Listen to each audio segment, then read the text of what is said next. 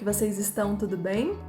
Me conta como é que anda esse estudo de casa? Tá conseguindo ter uma rotina legal, conseguindo fazer as atividades, tendo tempo para assistir todas as aulas? Espero que sim, viu? Gostaria de mais uma vez deixar aqui para você que você pode contar comigo para o que você precisar. Acima de tudo, colocar aqui embaixo toda e qualquer dúvida que eu vou prontamente te responder, ok? Então, a gente dá continuidade à nossa aula. No último vídeo, a gente comentou muito sobre essa imagem que eu coloquei já pra gente. Essa história desse entrelaçamento, né? Desse encaixe perfeito que nós precisamos tanto dentro de uma interpretação textual, dentro de uma produção textual. E eu venho então com a aula de hoje que eu preciso te mostrar que uma palavra ela pode ter diversos sentidos, diversos significados, e eu coloquei como título então os múltiplos sentidos das palavras. Exatamente. E aí então, quando colocou essa frase que eu gostei pra caramba e resolvi colocar logo de início pra gente. Por quê? Porque já chama a atenção. Olha o que ele disse. O que existe numa palavra... Olha o cara. O que existe numa palavra? Letras, sons, significados e magia. As palavras são mágicas. As palavras são mágicas e possuem poder quase ilimitado, meu amigo. Então, segura essa daí, pega suas anotações, marca texto, acima de tudo, canetas coloridas, porque hoje a gente vai anotar pontos importantíssimos, certo? E aí, eu já começo colocando para você polissemia e ambiguidade. Já ouviu falar sobre essas palavras? Com certeza. Tenho certeza que desde a sua primeira série você escuta essas duas palavrinhas, polissemia e ambiguidade. A dica que eu sempre te dou é, se você não lembra o que significa tal termo, faz a análise da própria palavra, do termo polissemia. Então separa. O que significa para você aí a questão do poli? Então, são os múltiplos, né? A questão de uma palavra, ela ser plural. Olha lá, a polissemia é a pluralidade significativa de um mesmo significante, ou seja, de um mesmo termo, né? Isto é, a capacidade que o próprio vocábulo, ou seja, a própria palavra possui de assumir vários significados, somente definidas dentro de um determinado contexto que é dado. Lembra texto, contexto? A gente já estudou.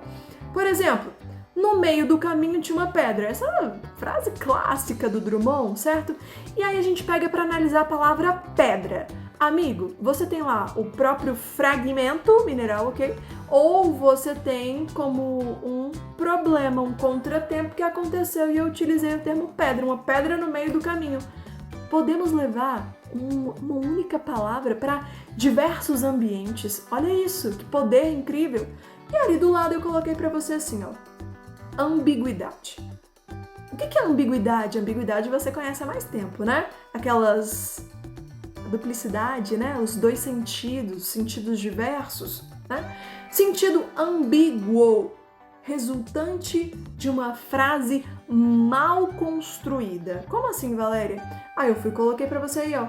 O pai discutia com o filho sobre sua educação. Aí tu me pergunta, a educação era de quem? Eles estavam falando sobre a educação do filho ou dele mesmo? Não tem como a gente saber. O guarda conduzia o garoto para sua casa. A casa era de quem?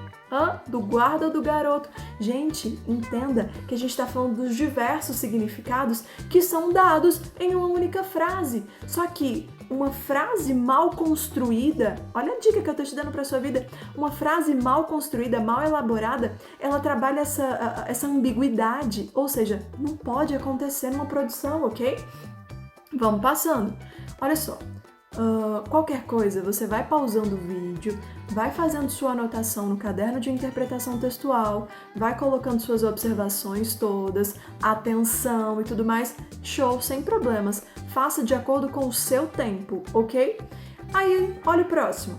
A Unicamp, lá em 2010, colocou essa imagem que eu gosto muito, né? Do nosso querido dicionário Aurélio. E aí colocou a frase embaixo assim, ó, bom pra burro. É uma frase que ela é bem antiga, né? E aí, olha lá, nessa propaganda do dicionário Aurélio, a expressão bom pra burro é polissêmica, ok? E remete a uma representação de dicionário.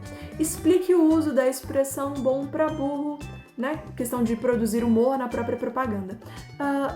Pensa um pouquinho, como que você explicaria essa relação do humor, né? Do termo bom pra burro, sendo uma relação de um dicionário e, acima de tudo, fazendo uma correlação com essa polissemia, certo? Então você precisaria lembrar o que significa polissemia, como é que faz esse entrelaçamento humorístico, certo?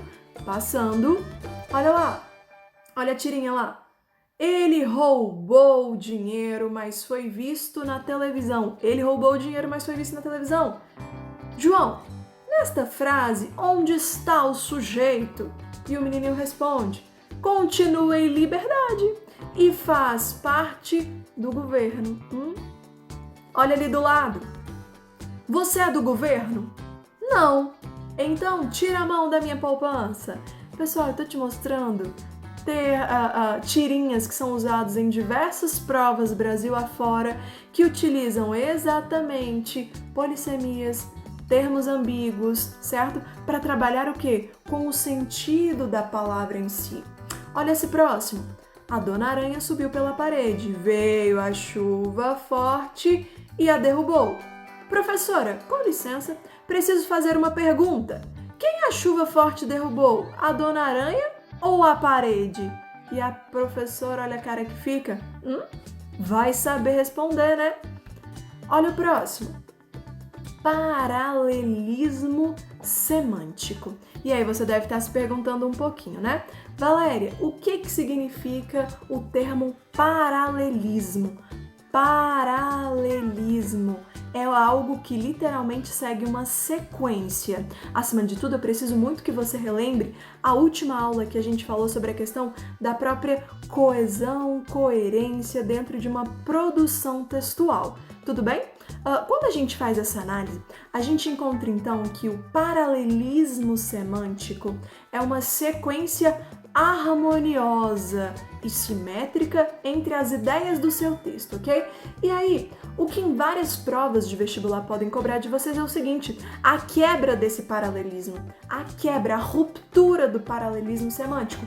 Então, a primeira coisa que eu quero que você entenda é o que é o paralelismo, ok? Então, literalmente, para que haja esse paralelismo, você precisa dessa sequência harmoniosa, presente numa frase, havendo uma correspondência de sentidos entre esses termos. Para haver o paralelismo, tem que haver um encadeamento lógico de ideias que sejam correspondentes e que, acima de tudo, eles possam ser comparados entre si. O que isso tudo quer dizer? Eu quero que você entenda que o ato de ser paralelo, ele é sequencial, ele segue uma lógica perfeita, ele segue uma sequência de ideias e a partir do momento que você vem com uma ideia nova em meio a algo que está sendo tênue e tranquilo, você tem uma quebra, uma ruptura de paralelos semânticos. Então, quando você quebra esse paralelismo, as suas ideias, elas param, literalmente, de seguir uma sequência lógica. Então, você tem a ruptura, não há mais o paralelismo semântico. Fechou? Olha o próximo. A redundância. Redundância. Ocorre redundância quando? É engraçado porque algo redundante a gente sempre escuta, né? No nosso dia a dia mesmo. Vem aquela velha figura de linguagem, lembra? Espero que sim, viu? Ocorre redundância quando, em uma frase, repete-se uma ideia já contida num termo anterior expresso. Cara, é algo que, em uma construção textual, nós temos que evitar por completo. Quando a gente trabalha essa questão da redundância, olha o que eu coloquei. As construções redundantes são aquelas que trazem informações desnecessárias. Por que é desnecessária, meu amigo? Porque você já tinha dito anteriormente. Então, não precisa ficar trazendo de novo. No dia a dia, muitas pessoas utilizam tais expressões, né? Sem até perceber. Na verdade, são inadequadas. E aí, veja seguir alguns exemplos. Você poderia muito bem citar. O que você estaria? Subir para cima, descer para baixo, né? Foram separadas as metades iguais. Se é a metade, é igual, né? Então, quando a gente coloca tais exemplos para você, eu tô te mostrando as redundâncias. E essas redundâncias, elas acarretam diversos pontos negativos na sua produção textual, porque você não precisa disso. Quando a gente tem um vocabulário amplo, vasto, a gente consegue eliminar esses termos redundantes, certo? E aí, coloquei para você também algo que a gente chama de incongruência. Talvez você nunca ouviu falar sobre esse termo, incongruência. Tudo isso que eu citei até então está dentro desse paralelo que se chama os sentidos que a palavra pode ter, certo? E a incongruência é a incompatibilidade semântica entre duas partes. O que é algo incompatível? É algo que não funcionou, não deu certo, certo? Que literalmente houve também essa ruptura de pensamentos sequencial. E aí, olha lá, entre duas partes do texto, ou entre texto e a realidade das coisas, ou entre a palavra e a falta de coerência. Então você precisa lembrar aí o que é a coerência, o que é a coesão, o que é essa incompatibilidade dentro de um texto. Eu coloquei o exemplo para você de um trechinho do Frejá, que ele diz assim, ó: não é hora de chorar, amanheceu o pensamento. Não é hora de chorar, amanheceu o pensamento. Fala pra mim, onde é que tá a incongruência aí, amigo?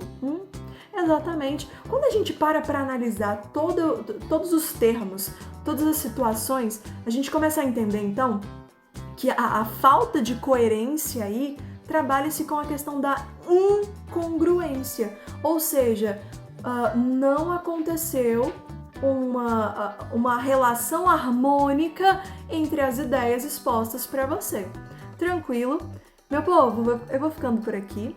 Eu espero que eu tenha conseguido, ao decorrer da nossa aula, tirar as suas dúvidas, se é que você tinha alguma. Qualquer coisa, você pode colocar aqui nos comentários que eu já vou tirando a sua dúvida, beleza? Gostaria de dizer mais uma vez que eu tô com saudade, uma saudade enorme de cada um de vocês, tá bom? Um beijo enorme. Até a próxima.